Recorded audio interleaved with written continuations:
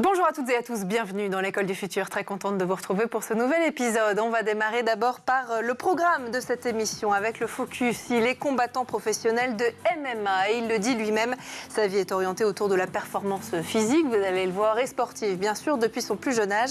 Aujourd'hui, il partage cette expérience à travers des vidéos sur Internet. Morgane Charrière est notre focus et notre rôle modèle du jour. Et puis, elle a une idée derrière la tech, c'est Jeanne Dreyfus qui est avec nous aujourd'hui. Bonjour Jeanne. Bonjour Philippine. De quoi vous allez nous parler aujourd'hui ? On va parler tendance aujourd'hui, Philippine, et plus précisément de ceux et de celles qui les analysent, qui les mesurent, qui les révèlent. Parmi eux, Pinterest, le site d'épingle américain, est un observateur particulièrement intéressant. On défriche le sujet tout à l'heure. Merci beaucoup Jeanne. Et puis c'est notre chiffre du jour. 60% des parents français seraient déjà prêts à franchir le pas, convaincus que l'intelligence artificielle peut aider leurs enfants à progresser de manière scolaire. Alors comment cette tendance se traduit-elle sur le terrain ? Quels sont aussi les nouveaux outils à la disposition de chacun des élèves ? Et surtout, comment garder l'humain au centre de cette révolution numérique ? Pour répondre à ces questions, j'ai le plaisir d'accueillir Étienne Porche, cofondateur de Sherpa. Bonjour Étienne. Bonjour Philippine. Soyez bienvenue à nouveau dans l'émission, une plateforme qui veut démocratiser l'accompagnement scolaire en ligne. On en parle tout de suite, juste après le focus.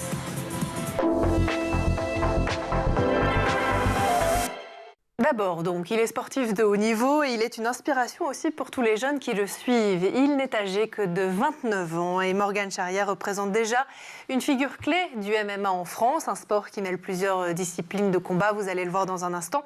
Et à travers ses vidéos notamment, il partage sa carrière, son quotidien de combattant 2.0. Il est notre rôle modèle du jour, présenté aujourd'hui par Dylan Colère. On n'a jamais parié ne serait-ce qu'une seule pièce sur moi.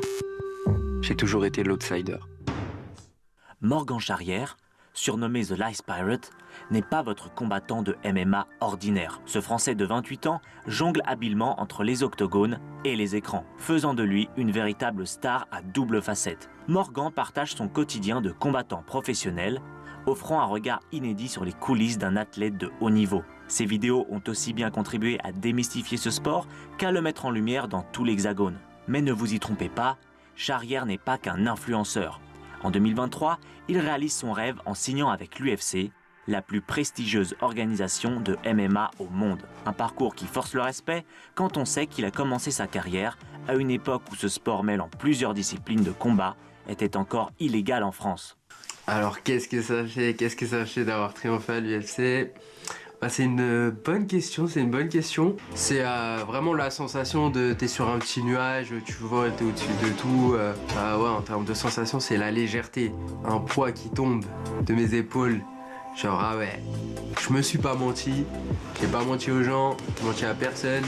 Et le travail, ça paye à un moment. Derrière son surnom de pirate et ses tatouages intimidants se cache un homme au grand cœur. Cette générosité se reflète aussi dans son approche du combat. Charrière est connu pour son style spectaculaire, quitte parfois à prendre des risques inconsidérés. Une véritable volonté de toujours offrir un show à son public. Avec un bilan de 2 victoires pour 1 défaite à l'UFC, Morgane Charrière a les yeux rivés sur l'avenir. Son objectif, grimper dans le classement des poids plumes et pourquoi pas, décrocher un jour une ceinture synonyme de champion du monde de son sport. D'ici là, ce combattant 2.0 continue de partager sa passion sur les réseaux sociaux, jonglant entre entraînement intensif et montage vidéo. Une chose est sûre, dans la cage comme devant les caméras, Morgane Charrière n'a pas fini de faire briller ce sport qui ne cesse d'augmenter sa cote de popularité. Allez, autre chose. Maintenant, vous le savez, je vous apprends rien parce qu'on en parle très régulièrement dans l'émission. L'univers de l'éducation est en plein bouleversement avec notamment l'intelligence artificielle qui s'invite dans tous les foyers pour aider nos enfants à réviser, à s'orienter, pour certains même à découvrir de nouvelles passions. Alors après le sommet pour l'action sur l'intelligence artificielle qui s'est tenu au Grand Palais à Paris, il est plus que jamais temps de décrypter ce phénomène parce que c'est le cas et d'en mesurer les enjeux. On va le faire justement avec notre invité avec un focus spécial sur le soutien scolaire. Vous allez le voir, on le fait tout de suite dans la première partie du talk.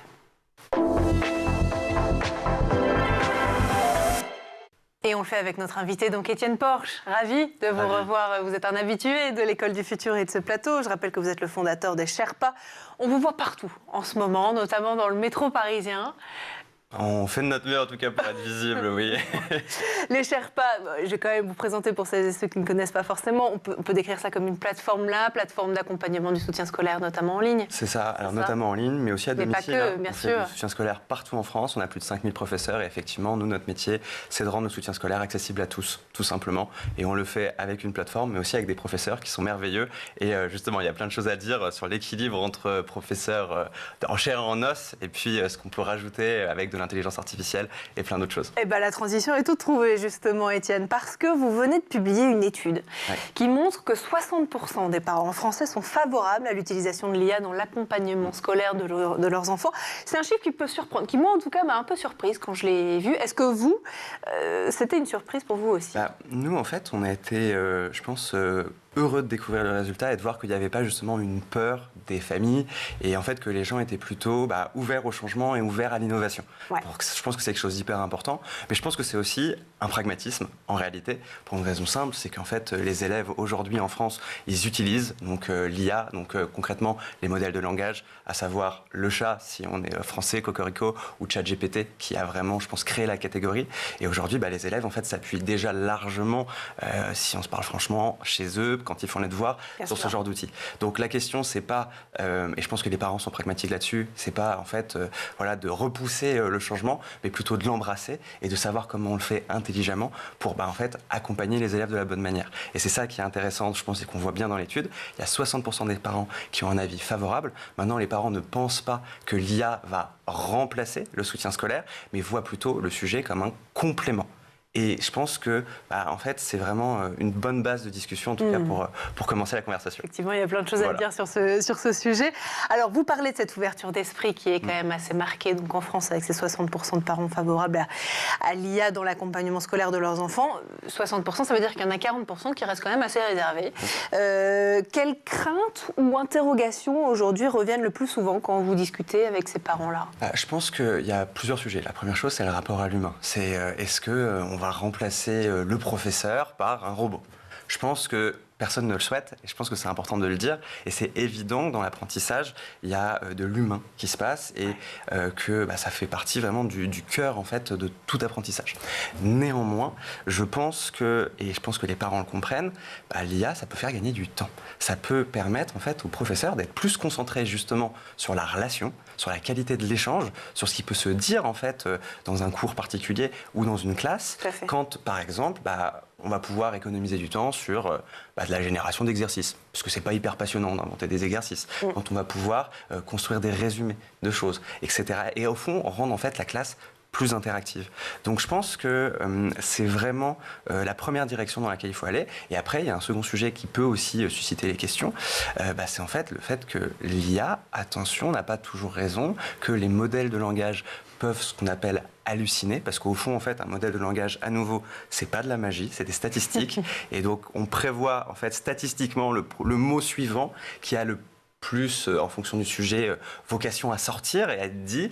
Donc, parfois, en fait, y a des choses qui peuvent être erronées factuellement, notamment par exemple sur des dates, notamment sur des choses comme ça. Donc l'IA est un outil, mais l'IA ne va pas remplacer un prof. Et l'IA aussi, même si elle peut vous dire des choses avec un aplomb parfois déconcertant, l'IA peut se tromper. Voilà, et ça, je pense, c'est les deux sujets qui font que les gens, bien sûr, se posent des questions, ont bien raison quand même de s'en poser. C'est assez sain, effectivement, dans le développement de cette technologie qui n'est pas nouvelle pour autant. Alors, justement, on parle de l'intelligence artificielle depuis tout à l'heure. Est-ce que vous, chez les Sherpas, vous commencez à l'utiliser dans le cadre du soutien scolaire que vous proposez aux Bien sûr, enfants? C'est des questions sur lesquelles on travaille. On réfléchit aussi à la bonne manière de le faire. Et c'est vrai que je pense qu'il y a un vrai sujet de la bonne manière de le faire. Au moment où on se parle, j'ai pas envie de vous dire qu'on a trouvé la solution pour une raison simple, c'est que évidemment il y a tous les outils comme ChatGPT, les chatbots, etc. qui sont extrêmement répandus et puis en fait qui sont déjà un métier en soi. Nous, le sujet, c'est comment est-ce qu'on peut apporter de la valeur ajoutée supplémentaire par rapport à ces outils qui en plus sont gratuits, ils sont utilisés sur des plans gratuits par les nombreux élèves, et comment on fait en fait aussi pour mettre de l'intelligence au bon endroit. Nous, on a la sensation qu'il y a des choses à faire justement dans la valeur ajoutée qu'on peut donner aux professeurs. En fait, on pourrait augmenter augmenter les professeurs. Et ça, c'est des réflexions qu'on est en train de mener. Il y a aussi des choses pour les parents, aider en fait à monitorer les progrès de son enfant, en fait faire gagner du temps à nouveau dans la relation. Voilà, il y a pas mal de choses qui sont possibles et on bosse sur pas mal de choses en effet. Donc c'est encore en cours de développement aujourd'hui chez les Sherpas. Voilà, nous on assume le fait que aussi on ne veut pas être les premiers à sortir sur le sujet parce que il y aura, je pense, il y a beaucoup d'innovations, mais il y aura aussi beaucoup de choses qui vont marcher, beaucoup de choses qui ne vont pas marcher. Et on préfère prendre du recul et justement faire des études pour voir en fait qu'est-ce qui est important pour les gens et qu'est-ce qui va vraiment faire la différence in fine. Peut-être que ce qui va faire la différence, justement, la transition, là aussi, décidément, Étienne est tout trouvé, c'est la notion d'évaluation, de mesure d'impact aussi de cette intelligence artificielle. C'est OK, l'intelligence artificielle dans le soutien scolaire, c'est intéressant. On voit que les parents y sont en tout cas très favorables. Malgré tout, il faut des retours d'expérience aussi chiffrés et se baser sur de la donnée. Et c'est pour ça qu'il faut un peu de temps. C'est ça. En fait. C'est pour ça qu'il faut un peu de temps, c'est pour ça qu'il faut tester des choses. Je pense que c'est super qu'en fait, on ne soit pas dans une logique de principe de précaution qui étoufferait l'innovation par rapport à l'IA. Je pense que justement c'est aussi une forme de pragmatisme parce qu'on peut interdire aux élèves de s'en servir. Ils vont s'en servir, la question elle n'est pas là. Donc à partir de là, c'est plutôt à pouvoir observer comment utiliser l'outil. Au fond, l'IA, c'est comme toutes les révolutions, c'est un outil qu'on met à disposition des gens. Et donc à partir de là, quels vont être les bons leviers d'usage? Comment est-ce qu'on va pouvoir justement s'en servir intelligemment? C'est toutes les questions sur lesquelles on travaille en ce moment. Alors, on juge souvent l'efficacité des solutions EdTech sur l'augmentation des notes ou des taux de réussite. Est-ce qu'il existe, selon vous, d'autres critères justement d'évaluation tout aussi déterminants pour évaluer justement la valeur ajoutée, en tout cas d'une technologie ou d'une plateforme? Je pense qu'il y a aussi la notion de plaisir qui est souvent écartée, auquel on ne pense pas. Et je pense qu'un des gros leviers que l'IA va permettre, ça va être la personnalisation aussi. La personnalisation et donc le plaisir que chacun va pouvoir trouver dans un apprentissage qui lui ressemble. Parce que pourquoi est-ce que l'éducation aujourd'hui est encore restée, je dirais, un peu dans le XXe siècle et fait partie des rares marchés qui n'ont pas encore énormément changé avec l'arrivée de la tech? C'est parce qu'on a toujours été confronté à cette frontière humaine, qui évidemment est aussi une bonne frontière. Le but, c'est, comme je le disais tout à l'heure, pas de remplacer les professeurs par des robots, mais en même temps, c'est vrai que ça empêche aussi de pouvoir personnaliser, passer à l'échelle. Et on est encore dans une éducation qui est très standardisée et on n'est pas encore descendu dans la personnalisation. Et là, justement, avec l'intelligence artificielle, cette frontière, moi, je pense qu'elle peut tomber. Je pense qu'on peut arriver à un niveau de personnalisation extrêmement fort pour chaque élève et c'est sûrement là que ça va se jouer. Voilà. La question, c'est comment on apporte une personnalisation pertinente. Oui. Est-ce que ça veut dire que, quelque part, la France pourrait relever son niveau par rapport aux autres pays, notamment européens, à l'Inde, aux États-Unis? La marche est peut-être un peu haute, mais sur ce marché de la EdTech, on a un peu l'impression, et d'ailleurs, nombreux sont les invités qui viennent sur ce plateau qui nous le disent, qu'on est un petit peu en retard, peut-être, par rapport aux autres pays. Je pense qu'on est vraiment face à un nouveau virage, et je pense qu'en fait, on a la chance, et d'ailleurs, le sommet Choose France et les sommets sur l'IA l'a bien montré, on a des super talents dans l'intelligence artificielle en France. On a Mistral qui fait un job incroyable. On a un gouvernement qui a anticipé. Je veux dire, les résultats qu'on a aujourd'hui, c'est le fruit quand même de politiques d'investissement privées, mais aussi publiques depuis plusieurs années. Et donc, globalement, la France est un terreau fertile pour ces sujets.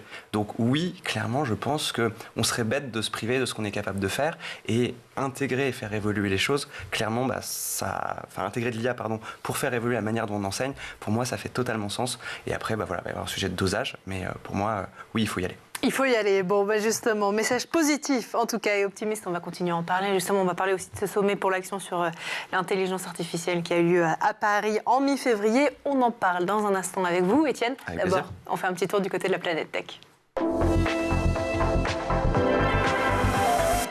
D'abord, donc, images et vidéos, c'est le Zap et c'est l'œil de Jean Martineau.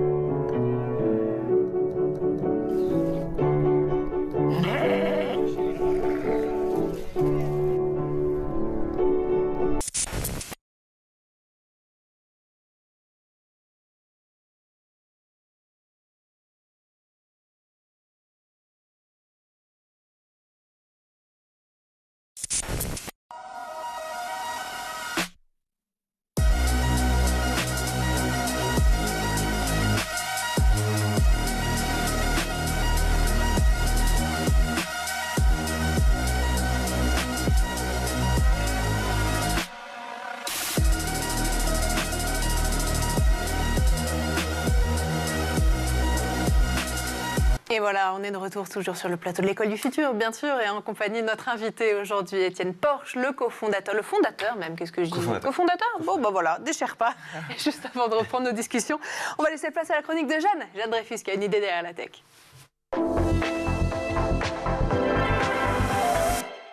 Alors Jeanne, au-delà de la tendance de l'intelligence artificielle dans l'éducation, vous allez justement nous parler de tendances, celles qui apparaissent avant souvent, c'est vrai, de disparaître, celles qui influencent ce qu'on porte, ce qu'on mange, où on part en vacances.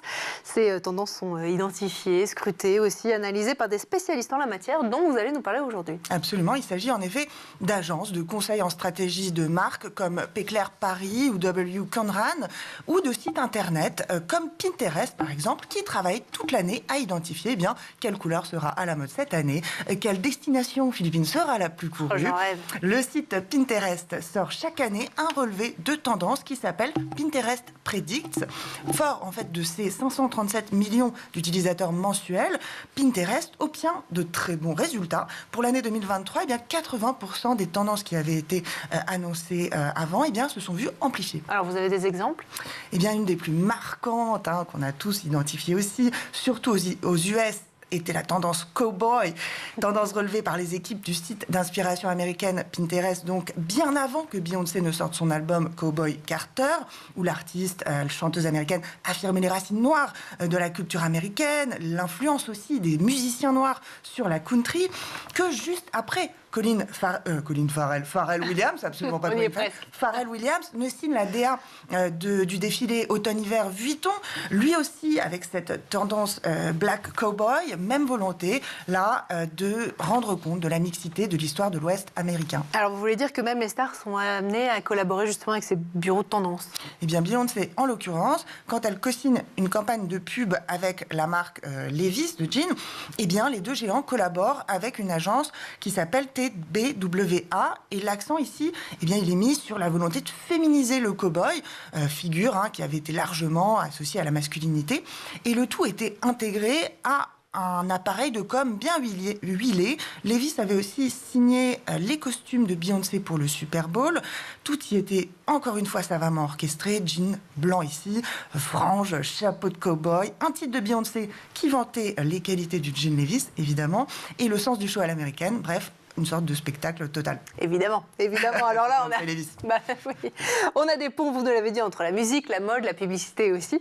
Là, on est en 2024. Est-ce que vous nous présentiez ? Qu'en est-il de ces tendances cette année ? Alors, les tendances, en effet, elles fonctionnent par système de vases communicants. Si on prend l'exemple de la tendance épinglée par Pinterest pour 2025, la tendance s'appelle Dinette Party. Tendance qui met donc la poupée à l'honneur. Ça va influencer les accessoires, ça va influencer le make-up, le nail art mini, les colliers à breloques ou encore la déco en mode dollhouse. Bref, et du coup, en fait, pour saisir ces tendances, les marques, elles vont faire appel à Pinterest Trends pour justement choisir en amont les thèmes de leur collection. Alors, parmi les acteurs du retail, on peut citer Walmart. Walmart, eux, ils sont branchés sur la tendance papy cool. Je suis sûre que vous allez adorer Philippine, le tweed, les bonnes vieilles mocassins. Après, je sais pas comment je dois le prendre. Non, attendez, là, on est passé aux Galeries Lafayette et leur collaboration avec... Je sais pas, je vous sens un amour du tweed. Prochaine émission, mesdames et messieurs, sera en tweed, évidemment. Exactement. Bref, on avait vu passer, avant de partir sur les goûts vestimentaires de Philippine, la tendance, donc classe et pêche, qui a été l'objet d'une collaboration entre Pinterest et les Galeries Lafayette. On voyait tout à l'heure le retour attendu du ciré jaune, la marinière philippine peut-être aussi. Tant qu'on y est, allez, on y va. Aussi la tendance sardine qu'on porte, ça j'adore. qu'on portait en manucure, mais aussi en tatouage, plus 80% pour le tatouage sardine, en 2025. Vous venez la prochaine fois dans l'émission avec un petit tatouage je vais me tatouer une sardine. On va trouver ça. Alors comment on s'y retrouve et comment surtout on choisit la tendance qui sera en cohérence avec sa marque justement plutôt qu'une autre? Eh bien, écoutez, Philippine, il est important de ne pas oublier l'ADN de telle ou telle enseigne, forcément, mais aussi attendre parfois, vous le disiez tout à l'heure, attendre, c'est parfois une belle tendance. Hein. On va peut-être pas rappeler le souvenir trop douloureux du métavers, hein, tendance pétard mouillé, avec son lot de marasme économique. Bref, et dernier point de vigilance aussi, enfin, ne pas oublier qu'une tendance amène souvent son contraire. Derrière, par exemple, les millions de photos sur Internet de food plus belles les unes que les autres, où on voit vraiment des dressages absolument délicieux, des œufs colorés, des pyramides de truffes blanches, eh bien, derrière se cache la tendance cauchemar en cuisine. Bref, on verra ici le gâteau d'entier, la loutre un peu trop poilue pour être appétissante, la bûche façon lombric miam miam et en forme également de bichon maltais. Bref, Anaïs Guimanet, DG Stratégie chez W. Conrad, elle parle de ce Janus de la tendance. Elle parle de Janus de la tendance. En fait, vous savez, ces réseaux sociaux qui vont être accompagnés par une volonté de retour à l'authentique, ou alors l'essor du shopping en ligne qui va être accompagné par une suresthétisation des boutiques. Bref, en matière de tendance comme ailleurs, il faut savoir raison garder et ne jamais jeter les mocassins de son grand-père ou le tweed de sa grand-mère. Mais non, voilà. Parce qu'apparemment, j'adore ça. C'est quoi votre tendance, Étienne? Vous êtes plutôt dîner de party, papy cool, tweed, classé pêche, ciré jaune, marinière ou tatouage sardine? Marinière. Marinière, clairement. Les incontournables. Je vous reconnais bien là. Voilà. Ouais, ça ne m'étonne pas. Et vous? Parce qu'on parle de moi, on parle d'Étienne, mais... Moi, je trouve que la sardine, ça va m'emballer. Ça va être le top du top de... Bon, manger, emporter, voilà. Et en épouser peut-être. Bien sûr. Bon, en tout cas, mesdames et messieurs, si vous avez besoin de connaître la prochaine tendance qui, vous contactez, qui sera au goût du jour dans les prochains mois, vous savez qui contacter, elle s'appelle Jeanne Dreyfus. C'était notre chroniqueuse aujourd'hui. Merci beaucoup. Je vous en prie. Il est grand temps de lancer la deuxième partie du talk. En grande forme aujourd'hui, effectivement, Étienne, je suis bien d'accord. En grande forme pour parler, bien sûr, des tendances qui concernent la mode et donc de mon tweed, mais bien sûr aussi de parler de la tendance de l'intelligence artificielle. C'est celle qui vous concerne dans la vie, dans l'éducation, bien sûr. Parce que le sommet pour l'action sur l'intelligence artificielle a eu lieu mi-février. Ouais. Vous avez suivi ça avec grand intérêt. Quelles sont les grandes tendances, là aussi, pour le coup, ou axes de travail que vous avez vu être mis en avant, ou que vous auriez aimé voir être mis en avant? J'ai attentivement suivi l'interview du président de la République sur la chaîne de Micode, où il a notamment dit que l'avenir était effectivement au tutorat avec de l'intelligence artificielle. Donc comme quoi l'EPR est plutôt raccord avec même l'étude qu'on sort. Et je pense effectivement que voilà, il le sent aussi. C'est-à-dire on est vraiment face, comme je le disais juste avant, un peu à une bascule qui va pouvoir s'opérer. Ouais. Et à s'en emparer est clairement une opportunité. En fait, on a envie aussi de pouvoir donner plus de temps à chaque élève. L'IA est une vraie opportunité pour l'école de se réinventer et justement de réfléchir à une répartition en fait, des tâches entre des tâches à forte valeur ajoutée où les professeurs ont un rôle décisif à jouer, mais justement, on va pouvoir leur libérer du temps à moins forte valeur ajoutée en les assistant avec de l'intelligence artificielle. Mon point, en revanche, et je pense que là, c'est là où je serais un tout petit peu plus nuancé que le président de la République, c'est qu'il ne faut pas penser qu'on va remplacer les professeurs. Les parents, les familles ne le souhaitent pas. Pour elles, c'est vraiment un complément. Et je pense que c'est vraiment comme ça qu'il faut voir les choses. Et à partir de là, si on construit dans cette direction, il va quand même déjà y avoir un très large éventail de choses à faire. Pas mal de choses, effectivement, qui viennent être bouleversées par cette nouvelle technologie, pas si nouvelle, l'intelligence artificielle. Est-ce que malgré tout, vous avez estimé que l'éducation elle était bien représentée sur ce sommet de l'intelligence artificielle ? Je pense que ça aurait pu être un petit peu mieux. Et c'est vrai que, après, en fait, l'IA est déjà tellement une techno large, avec des applications, des sous-applications très nombreuses. Je pense que c'était, le premier sujet, et je pense que c'était le sujet le plus important, c'était de dire qu'on sait en faire en France, qu'on est super bon là-dessus, qu'on a un vrai terrain d'excellence. Et je pense qu'on s'est pas mal auto-flagellé sur les 8 derniers mois. Ça fait du bien d'entendre un peu d'optimisme. Ça fait du bien de se dire qu'il y a des choses bien qui se passent dans ce pays, parce que c'est le cas. Bah oui. Voilà. On va continuer à parler d'intelligence artificielle tout au cours du reste de l'émission. Et d'abord, je voudrais vous parler de Parcoursup 2025. Là, on est en plein dedans depuis quelques semaines, avec l'introduction notamment de la carte d'identité des formations. C'est assez nouveau. Publication aussi des critères d'admission, qui sont deux initiatives saluées pour leur clarté, à la fois par les élèves comme par les CPE, les conseillers d'orientation et les acteurs de l'éducation. Est-ce que vous saluez aussi, est-ce que vous voyez aussi un impact sur l'accompagnement que vous proposez au futur bachelier? J'ai eu l'opportunité d'en parler chez vous il y a un mois et je pense que c'est... Chez ma collègue Virginie. Exactement. Et je pense que c'est une super chose. C'est vraiment quelque chose qui va dans le bon sens. On arrive à enfin une forme de maturité aussi de Parcoursup en tant que plateforme. Et le fait de pouvoir donner accès aux gens à cette data, ça permet aussi en fait aux personnes de se projeter dans des formations en se disant, bah voilà, est-ce qu'il y a des perspectives? Parce que dans le fond, le but d'une formation, c'est quand même derrière aussi de déboucher sur un emploi, d'avoir des opportunités professionnelles.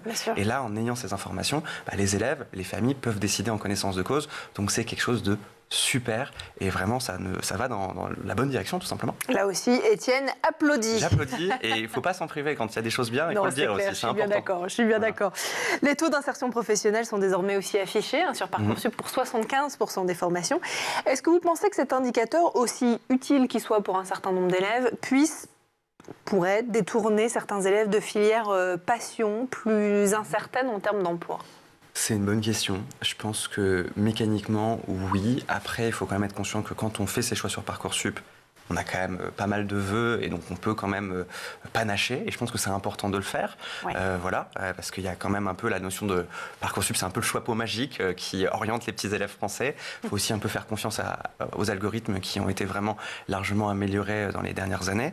Maintenant, effectivement, je pense quand même que oui, il ne faut pas oublier que le but avant tout, ça reste d'avoir un métier à la fin. Ouais. Et personnellement, je considère que oui, en fait, il faut quand même aller plutôt dans une direction où il y a des débouchés professionnels. Parce que, ça, c'est plutôt, pour moi, une limite de notre façon en France d'appréhender le système éducatif, où il y a peu de réorientation. C'est-à-dire, dans les systèmes anglo-saxons, par exemple, vous pouvez commencer avec un Bachelor of Arts, quelque chose, et après, aller dans une autre spécialité qui n'a rien à voir avec ce que vous avez étudié, et il n'y a pas de problème. C'est vrai. C'est pas le cas chez nous. Et faire un métier qui n'a rien à voir avec exactement. Et donc, il y a beaucoup plus d'agilité dans la façon dont on construit les parcours dans d'autres pays. Malheureusement, c'est pas le cas en France. Et si on voit comment fonctionnent les règles du jeu aujourd'hui, oui, a priori, les familles vont plutôt s'orienter vers des cursus qui sont clairs, qui mènent dans une direction claire pour avoir à la fin un métier et qu'il y ait un peu cette garantie et ce filet de sécurité qui soit là. Maintenant, c'est aussi, si on veut que le système évolue, on peut le faire évoluer, mais c'est des réflexions à avoir là-haut. Est-ce que vous échangez avec là-haut, justement, le ministère, le gouvernement? Mais avec grand plaisir pour prendre un café. Toujours, il ne faut pas hésiter. Le message est passé. Est-ce que, dernière question sur Parcoursup, est-ce que vous avez toujours su ce que vous vouliez faire, Étienne? Alors moi, j'ai eu la chance de savoir très tôt que je voulais être entrepreneur. C'est vrai? Donc oui. Parce que c'est pas un métier très commun. Non, c'est ça l'est de plus en plus dans la génération. C'est clair, c'est quelque chose, je pense, qui est de plus en plus valorisé. Mais c'est vrai que moi, en tout cas, quand j'étais étudiant, on me regardait avec des yeux grands comme des soucoupes. Tu veux créer ta boîte, voilà. Mais oui, moi, j'ai eu la chance je pense que je viens d'un milieu aussi où l'entreprise a toujours été vue comme quelque chose de positif. Ouais. Et après, moi, j'ai toujours su que c'était quelque chose qui me parlait. J'ai toujours senti, voilà, c'est une vocation, clairement, dans mon cas. Et j'ai la chance de faire un métier que j'aime et qui me passionne. C'est pas facile tous les jours, mais c'est passionnant et j'en suis très heureux et j'ai beaucoup de chance. Une dernière question, peut-être, comment ça se passe justement chez Sherpa et qu'est-ce qu'on peut vous souhaiter pour les prochains mois? Écoutez, ça se passe super bien, effectivement, vous en parliez au début de l'interview. Aujourd'hui, on est connu par plus d'un tiers de la population en Ile-de-France. On a fait un énorme boom. L'objectif, c'est de continuer à démocratiser l'accès au soutien scolaire. On le fait tous les jours en proposant vraiment un soutien scolaire qui est moderne et qui est aussi accessible à tous. Et il faut juste nous souhaiter que ça continue parce que de plus en plus de familles sont convaincues et on fait du super boulot. Et vraiment, c'est une fierté. Eh ben, bravo, en tout cas, pour tout ce que vous faites. Merci d'être venu aussi nous parler de Parcoursup et de l'intelligence artificielle. Vous savez, vous connaissez l'adresse, vous êtes toujours le bienvenu, en tout cas, sur le plateau de l'École du Futur. Merci beaucoup. Merci. À vous d'avoir été parmi nous. Merci aussi à vous, Jeanne Dreyfus, pour cette merveilleuse chronique. Toujours, moi, j'ai compris que voilà, il faut que je vienne avec une marinière, un ciré jaune, un petit tweed, tendance papy cool, c'est ça, et des mocassins. Voilà, tendance papy cool et classé pêche. Et classé pêche. Allez, on peut mélanger les tendances. On fait ça pour les prochaines émissions. Merci à vous aussi de nous avoir suivis. Merci à Dylan Colère d'avoir produit cette émission. Merci à la régie aussi. Et puis nous, comme tous les jours, dès demain et dès 12h30, on se retrouve dans l'École du Futur, toujours sur School TV. Et d'ici là, passez une très très belle journée.